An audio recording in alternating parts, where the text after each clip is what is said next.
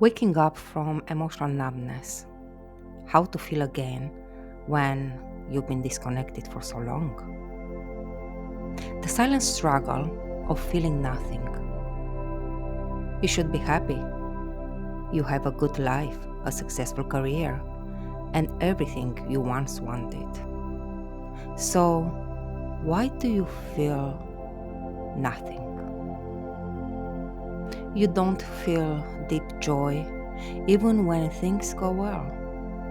You don't feel deep sadness either, just a lingering emptiness. You go through the motions but feel disconnected from life. This isn't just exhaustion, this is emotional numbness, a nervous system response to prolonged stress, trauma, or burnout.